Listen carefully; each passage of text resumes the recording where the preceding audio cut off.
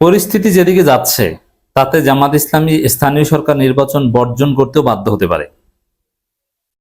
পুরো বাংলাদেশ টালমাটাল হয়ে যেতে পারে, রাজনীতি অস্থির হয়ে উঠতে পারে।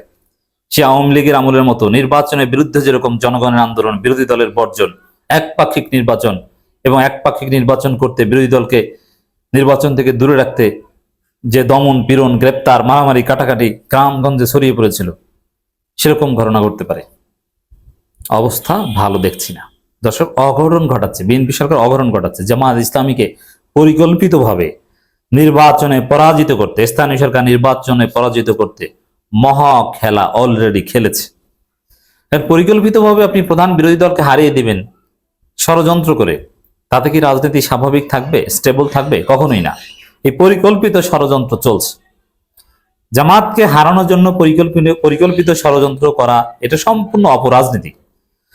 স্বাভাবিক ফেয়ার কম্পিটিশনের মাধ্যমে, ফেয়ার প্লের মাধ্যমে যদি জামাতকে ধরাশয়ী করা যায়, ইটস ভেরি গুড। কিন্তু আপনি আনফেয়ার খেলা খেলছেন। স্থানীয় সরকার নির্বাচনকে ঘিরে সবচেয়ে বড় খেলাটা আমি যে কারণে আজকে আলোচনা করছি, এটা দেখাবো এবং বাকিগুলোও দেখাবো। এবং এই সব খেলার বিপরীতে জামাতের পক্ষে নির্বাচন করা সম্ভব হবে না। নির্বাচন বর্জন করে এই পুরো নির্বাচন কমিশনের পদত্যাগের দাবিতে আন্দোলন করবে। পুরো নির্বাচন কমিশনের, এই কথাটা লিখে রাখেন। আমি বললাম যে নির্বাচন কমিশনের পদত্যাগের দাবিতে জামাতকে আন্দোলন করতে হবে, এবং সেটা অচিরেই। তালবাহানা কয়েক স্টেজে চলছে। বিএনপি এত ভালো দল নয় যে নির্বাচন দিবে, ঠিক আছে জামাত জিতলে জিতুক। বিএনপির জনপ্রিয়তার অবস্থা যে এখন খারাপ, জুলাই সনদ বাস্তবায়ন করছে না, গণভোটের রায় বাস্তবায়ন করছে না, তাদের লোকজন চাঁদাবাজি, ধর্ষণ এবং এই যে জ্বালানির মূল্য বৃদ্ধি নিয়ে যে ঘটনা, আবার সমস্যা শুরু হয়েছে, এবং ইনফ্লেশনের যে অবস্থা এবং বাজেটের যে অবস্থা, টাকা পয়সা নাই, এতে সামনে অবস্থা খারাপ হবে। তাতে জনগণ বিএনপিকে ভোট দিবে না। এই দলের লোকজনকে স্থানীয় সরকার নির্বাচনে ভোট দেবে না, বরং ও তো বিএনপির লোক। এই কারণে 2013 সালের যে সিটি কর্পোরেশন নির্বাচনে যেটা হয়েছিল, শুধুমাত্র আওয়ামী লীগের লোক হওয়ার কারণে হেরে গিয়েছিল। ভালো ভালো আওয়ামী লীগের লোক, বরিশালের মেয়র হিরণ হেরে গিয়েছিল শুধু আওয়ামী লীগ হওয়ার কারণে। জিতেছে কে? অযোগ্য একজন বিএনপি নেতা, যার কোনো জনপ্রিয়তা ছিল না, কামাল। বিএনপির লোকজনে যাকে ভোট দেয়নি, শুধুমাত্র হিরণ আওয়ামী লীগ, তাকে ভোট দেওয়া যাবে না। সিলেটের কামরানের চাইতে জনপ্রিয় নেতা সিলেটে ওই সময় কেউ ছিল না, যাই বলেন না কেন। সে বদরুদ্দিন কামরান হতে পারেনি। কেন হতে পারেনি? শুধুমাত্র আওয়ামী লীগ করতেন এই জন্য। তো এখন এই পরিস্থিতি হচ্ছে যে শুধু বিএনপি করে, এই কারণেই তার স্থানীয় সরকার নির্বাচনে পরাজিত হবে। তো বিএনপি তো এমন দল, পরাজিত হবে এটা জেনে তারা নির্বাচন দেবে না। এই জন্য কৃত্রিমভাবে, পরিকল্পিতভাবে ষড়যন্ত্র করে কিভাবে তারা জিততে পারে আর কিভাবে যারা জেতার সম্ভাবনা তাদেরকে হারিয়ে দেওয়া যায়, এগুলো সব আয়োজন করবে, নিশ্চিত করবে, তারপরে নির্বাচন দেবে। এই জন্য এই অক্টোবর থেকে নির্বাচন শুরু হওয়ার কথা, এটা স্থানীয় সরকার মন্ত্রী বলছেন, ডাক্তার জাহেদ বলছেন প্রধানমন্ত্রীর পক্ষ থেকে, ইসিও বলেছে। এখন বলছে না, সেটা সম্ভব না হলে সামনের বছর শুরু থেকে। এর মানে ষড়যন্ত্রটা সম্পন্ন করতে একটু সময় লাগতে পারে। তো দর্শক, কিভাবে এগোচ্ছে আপনি দেখলে একদম ক্লিয়ার পিকচার বুঝতে পারবেন। দেখেন, স্থানীয় সরকার নির্বাচনে প্রার্থী হতে পারবেন না এমপিওভুক্ত শিক্ষকরা এবং ঋণখেলাপিরা। এটা গেল, ঋণখেলাপিরা স্থানীয় সরকার নির্বাচন, ওটা সিরিয়াস, ওটা জাতীয় সংসদ নির্বাচনের ক্ষেত্রে আলোচনা হয়। ঋণখেলাপি স্থানীয় সরকার নির্বাচন করতে আসে, এটা 2-1 জন হতে পারে, কিন্তু জাতীয় সংসদ নির্বাচন করতে আসে এটা শত শত। এমপিওভুক্ত শিক্ষকরা স্থানীয় সরকার নির্বাচনে প্রার্থী হতে পারবেন না, এটার কোনো যৌক্তিকতা নেই। এমপিওভুক্ত শিক্ষকরাই সমাজে রাজনীতি করেন বা এরা ভালো লোক, এরা নির্বাচন করতে পারবে না, তাহলে পারবে কি মাদক ব্যবসায়ীরা, বেকারেরা? তো বাংলাদেশের একটা রাজনীতিতে যারা করে তাদের একটা বিরাট অংশকে সংকুচিত করে দেওয়ার, এটার মূল উদ্দেশ্য জামাত ঠেকানো। এটার অন্য কোনো যৌক্তিকতা নেই। কেন জামাত ঠেকানো? জামাতের 90% যোগ্য প্রার্থী যারা স্থানীয় সরকার নির্বাচনে জিতবে, এরা হচ্ছে সরাসরি এমপিওভুক্ত শিক্ষক। এমপিওভুক্ত শিক্ষক বাদ দিলে জামাতে মেম্বার থাকে না, চেয়ারম্যান থাকে না, 90%। এবং জামাত নেতা কারা? থানা আমির, থানা সেক্রেটারি, বা এগুলো খোঁজেন আপনারা, ওয়ার্ড ইউনিয়ন আমির, ইউনিয়ন সেক্রেটারি কারা?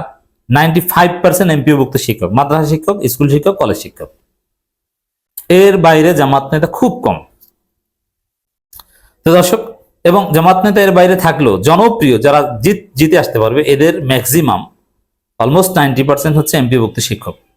তো তাদেরকে নির্বাচনে প্রার্থী হতে দিবে না, সিদ্ধান্ত ফাইনাল। ইসি সচিব এটা বলেছেন। তাহলে এদের কি বোঝায়? হিসাব ক্লিয়ার যে জামাতকে নির্বাচনের আগেই ধরা একটা দিয়ে দিলাম, জামাত তো যোগ্য প্রার্থী পাবে। এতদিন যারা মাঠ চষে বেরিয়েছে, দলের ঊর্ধ্বে জামাতের যারা গ্রহণযোগ্য, তারা তো শিক্ষক হিসেবে তুমুল জনপ্রিয়, সে নির্বাচনে অংশগ্রহণ করতে পারবে। অতএব জামাত এখানে আগে একটা ধরা। এখন জামাত কি করতে হবে? এই সিদ্ধান্ত পাল্টানোর জন্য আন্দোলন করতে হবে, প্রয়োজনে নির্বাচন কমিশনের পদত্যাগের দাবিতে, প্রয়োজনে এই সিদ্ধান্ত না পাল্টালে নির্বাচন বর্জন করতে হবে। ক্লিয়ার? শুধু এটা না, সুষ্ঠু নির্বাচন করতে হলে তো সেনাবাহিনী মোতায়েন করতে হবে। সেনাবাহিনী মোতায়েন যদি ইসি করতে না চায়, ইসি তো আসলে কিছুই না, পাপেট। সরকার যদি ইসিকে নির্দেশ না দেয়, তাহলে ঘটনা অন্যদিকে মোড় নেবে। সেনাবাহিনী মোতায়েন না করলেও এই নির্বাচনে জামাত টিকতে পারবে না, বর্জন করতে বাধ্য হবে। লিখে রাখেন, সেনাবাহিনী ছাড়া জামাতকে টিকতেই দিবে না, ওরা পিটিয়ে কেন্দ্র দখল করে ফেলবে। জামাত পাল্টা প্রতিরোধ করতে পারবে না, সেই সক্ষমতা জামাতের এখন হয়নি। কারণ সরকারি দলকে কেউ কিছু করতে পারে না। আওয়ামী লীগকে বিএনপি জামাত পুরো জাতি মিলে কিছু করতে পেরেছে, সরকারি দল পারে নির্বাচন বর্জন করতে। দর্শক, তারপরে একপাক্ষিক নির্বাচন করতে চায়, এবং বিএনপি তো এই নির্দলীয় প্রতীকে নির্বাচন করার কথা না, তারা তো দলীয় প্রতীকে নির্বাচন চাওয়ার কথা। কারণ বিএনপির পক্ষ থেকে প্রার্থী হবে 10 জন এক এক জায়গায়, এতে তো ভয়াবহ সাংগঠনিক বিশৃঙ্খলা হবে। বিএনপি তো এটা নিয়েও খামখেলি করতে পারতো না, দলীয় প্রতীকই হতে হবে, এটাই গণতন্ত্র। কিন্তু তারপরও এটা বিএনপির স্থিতিশীলতার জন্য জরুরি ছিল। তারপরে বিএনপি কেন নির্দলীয় প্রতীকে নির্দলীয়ভাবে স্থানীয় সরকার নির্বাচন আয়োজন করতে রাজি হয়েছে? কারণ জামাতকে তারা মাঠেই রাখবে না, যারা জিতবে তারা সব নিজেরা। তাদের চিন্তা হচ্ছে এটা, জামাতকে একদম জাতীয় পার্টি টাইপের ক্ষুদ্র দল করে রাখার ষড়যন্ত্র করছে বিএনপি সরকার। আমরা এটা জানতে পেরেছি, পুরো গোয়েন্দা সংস্থার ডিপিএসটি সবাই মাঠে নেমেছে যে জামাত শক্তিশালী কোনো বিরোধী দল হিসেবেই থাকতে পারবে না, বিরোধী দল হিসেবে থাকবে ওই 50-60টা সিট নিয়ে থাকবে, স্থানীয় সরকার নির্বাচনে 2-4টা চেয়ারম্যান পদে জিতবে, গুরুত্বপূর্ণ কোথাও জিততে দিবে না। বেশি বাড়াবাড়ি করলে শুধু ঢাকা দক্ষিণে সাদিক ক্যাম্প যেত, অথবা রংপুরে মেয়রটা জামাত যেত, এর বাইরে কাউকে জিততে দিবে না। চেয়ারম্যান কিছু দিবে, মেম্বার কিছু দিবে, যেটা আওয়ামী লীগে দিত। একদম আওয়ামী লীগের পথে হাঁটছে। তারই অংশ হিসেবে স্থানীয় সরকার নির্বাচনে প্রার্থী হতে পারবে না এমপিওভুক্ত শিক্ষকরা। তো দর্শক, এটা এক। এরপরে এই যে জামাত নেতারা কেউ কট খাচ্ছে, আরো অনেকে কট খাওয়া লাইনে আছেন, এমপিদের মধ্যেই লাইনে আছেন। অবশ্যই তাদের দুর্বলতা আছে, ওইটাকেই কাজে লাগিয়ে, এবং জামাতের নেতাদের আর্থিক অনিয়ম আছে। যে এই যে আর্থিক অনিয়ম, দুর্নীতি, জামাতের লোকজন যে টাকা পয়সা কিছু মেরে খায়, এটা যে কোনো দলের চাইতে কম, তারপরও জামাতের আছে। ওইগুলোকে টার্গেট করেছে গোয়েন্দা সংস্থা ডিপ স্টেট। এবং ওই ঠাকুরগাঁও জেলা আমির যেরকম টাকা নিয়ে ধরা খেয়েছিল বিমানবন্দরে, ওই রকম জামাতের বহু নেতা আমির বিভিন্ন ইউনিটের, এরা টাকা নিয়ে ধরা খাবে, কেউ নারী নিয়ে ধরা খাবে, এরকম অনেক ঘটনা ঘটিয়ে জামাতের জনপ্রিয়তা একদম তছনছ করে দিবে। এটা হচ্ছে বিএনপির অ্যাসাইনমেন্ট, চেষ্টা। এই খেলা শুরু করেছে। যেমন সাতক্ষীরার শ্যামনগরে, ওইখানে আমরা তো বলি যে গোলাম পরোয়ার কিংবা শিশির মনিরকে পাশ করিয়ে আনেন, এত সোজা? তারা দাঁড়ালেই কি পাশ করবে? এই ঘটনা ঘটার পর ওই এলাকার লোকজন, ফিক্সড জামাত ভোটের বাইরে সাধারণ লোকজন জামাতকে ভোট দিবে, এটা মনে করেন এত সোজা রাজনীতি? জামাতের লোকজন এত বড় কাণ্ড ঘটিয়েছে, তারপরে ভোট দিবে? It would be very tough. Jamaat পরাজিত হওয়ার সম্ভাবনা রয়েছে, জামাতের ঘাঁটি হওয়া সত্ত্বেও। তো দর্শক, এজন্য জামাতকে পরাজিত করতে এই ধরনের ঘটনাগুলো বিএনপি ঘটাবে, জোর করে ঘটাবে, ষড়যন্ত্র করে ঘটাবে। এই নোংরা খেলা চলছে। সেই পরিস্থিতিতে তো জামাত কি করবে?